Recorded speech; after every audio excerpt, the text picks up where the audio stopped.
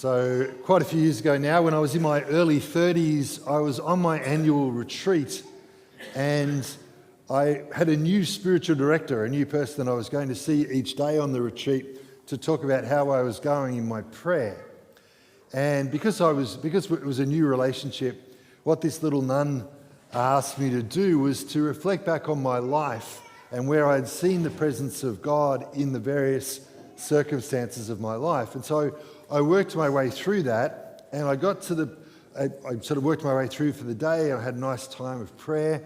The next day she asked me about it, and I skipped over. I sort of said, this is what I was like as a child. This is where I felt the presence of God as a kid, including my first communion. And then I also kept going, but when it was sort of from around year 7 to year 10, I just jumped over that to where my faith became much more personally important to me in my last couple of years of school.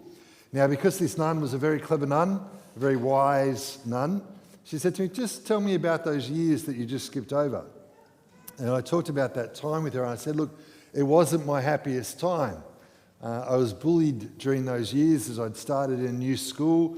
I really didn't enjoy school very much at all for those years. And what that opened up for me was the chance to kind of go back to that time in my memory, but especially in my prayer, to just, I guess, to experience some healing in that time. What I found myself, because what the reality was that I pushed it down and pretended it hadn't happened. I never talked about it, not just to little old nuns, but to anybody.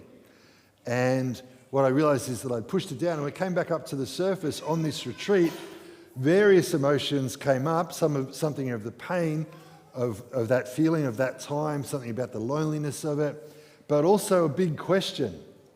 My question to God was, where on earth were you?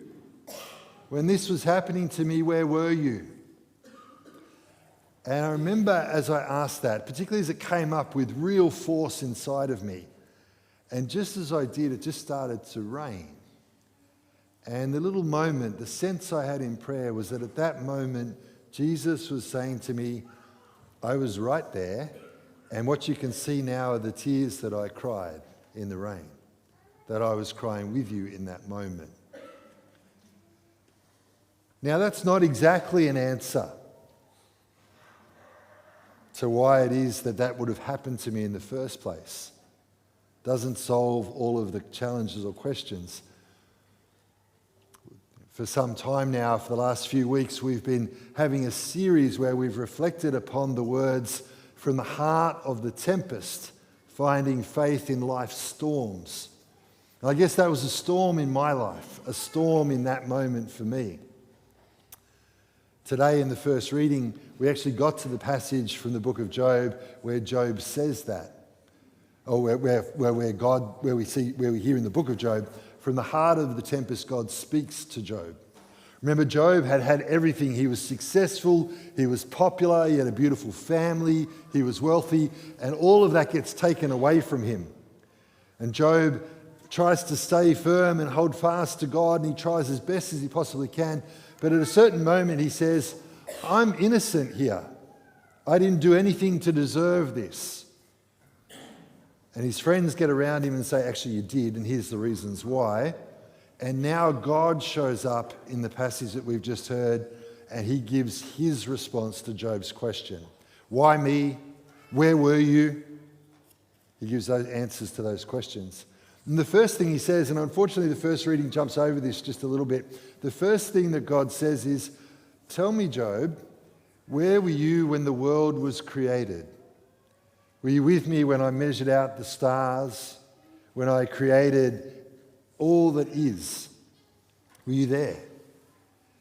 And God's point to Job there is that, Job, there are things that you're never going to understand. You weren't there at the creation of the world. And if you try and put yourself in my place because you want to understand, you'll be thwarted at every turn. Often, when people wrestle with the question of suffering or the problem of suffering, why it is that terrible things can happen to us, one of the things that they try and do is they try and put themselves in the position of God and say, well, I need to know what it is, how it happened, why it worked, what was going on here. But we don't get to stand in the position of God because, of course, that would make us God, and we're not. As I said to you a couple of weeks ago when we opened up the story of Job a little bit, there's a chance that you might sit there and listen to that and think, I'm still not satisfied by that. It's one thing to say, okay, well, I'm not God and I'm not going to put myself in God's place. But what is going on here? Why does it happen? What's happening here? The gospel today gives us a different angle, a different perspective into this. The storm comes up. The disciples are on the boat. The storm comes up and Jesus is asleep on the boat. And I wonder how many times in our lives, when the storm comes, when the tempest rises, when we're experiencing difficulty or struggle in life, when things are challenging, we find ourselves thinking, well, you're clearly asleep, Jesus. I don't know where you are. Perhaps, in a sense, that was what was going on for me as a young man, as a little kid, going, where were you? That when I was being bullied as a little kid, maybe it was a sense of, I didn't have the language for it back then, you're asleep in the boat, Jesus, you don't seem to be doing anything here.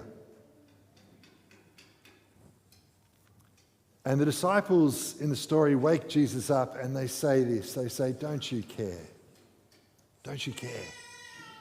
Isn't that in our hearts sometimes? Isn't this something very real in our human experience where we find ourselves saying to God, don't you care about what's happening to me? Don't you care what's going on? And Jesus at that point, we're told, rebukes the wind and says to the seas, be still. And all is still, the tempest has gone. It's interesting that the word there is rebuked. That's what Jesus does in other parts of the Gospels when he tells evil spirits to go away.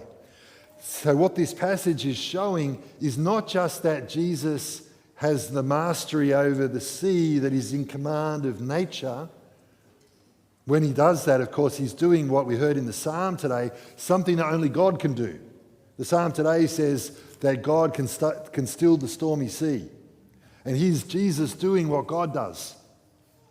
So that's going on. There's a command over nature, but it's more than that.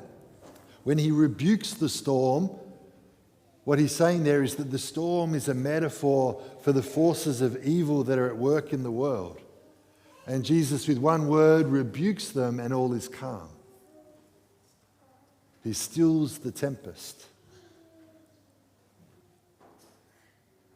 The question that leaves the disciples with is, who is he? Even the wind and the sea obey him. Even the wind and the sea obey him. Who is he? Part of the question they're asking is they know the Old Testament, they know that psalm, and they're watching Jesus do something that only God can do. But the question is more personal than that, I think. Who's Jesus for us? Who's Jesus for you? Is he in charge of the tempest? You know, in my experience, sometimes he calms the tempest. Sometimes when I cry out to him, and I'm ashamed at the times where I forget to do that sometimes, when I'm in the middle of a crisis or a trial, and I find myself eventually maybe saying, oh, Jesus, help. Still the storm here. And suddenly the storm is stilled. It doesn't necessarily mean that the circumstances change. It doesn't necessarily mean that the trial is over, that the suffering is finished. It didn't mean that the bad things don't happen. But to find in that, in the midst of it, an interior calm, an interior peace. And to the kids who are about to make their first communion, I want to say to you that there have been so many times in my life when I've been struggling, when I've been experiencing pain, when things have been hard, and where I have found Jesus stilling the storm is when I've come to Mass and when I've received Jesus in communion.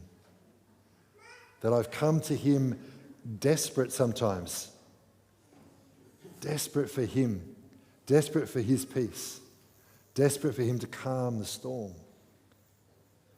And when I've received Jesus, it's like he said, be still to everything. Sometimes the situation hasn't changed, but everything's different inside of me because I know that the Lord is with me in it. So when you come to make your first communion in just a few moments, I want you to know that you can come to Jesus in the Blessed Sacrament, in the Eucharist, in the Mass, and you can receive the peace that he wants to give. Of course, that's not just a message for the kids who are about to make their first communion. We find the storm is stilled when we come to Jesus in the Mass. To find that he's with us and that he's not asleep, but that he wants to give himself to us. Jesus' words to us in the gospel today are the words that he gave to the disciple. If we don't experience Jesus like that, he would say to us, where's our faith? Do we believe? Do we have the faith to believe that he can still the storm? As I said, in my experience, sometimes it means the external circumstances change, sometimes it doesn't, but it makes all the difference in the world here and here. To know that he is with me, to know that he is not asleep, but that he has come to be with me in the midst of it. And that means that I can find great calm, great peace in the heart of the storm. As we come to Eucharist today, whether it's for the first time or whether it's the 10,000th time, as we come to Eucharist today, let's come with a big act of faith where we would say, yes, Jesus, I need you, especially if it's stormy, especially if there's a tempest. I need you. I need the peace that only you can bring. I need you to make it calm. And if life's going fantastic, come to Jesus today, but still come with faith. And come knowing that sometimes it's when we come in the good times that it actually stores up strength for the challenging times. It gives us power and grace during the difficult moments. Let's do that too as we come to Mass today.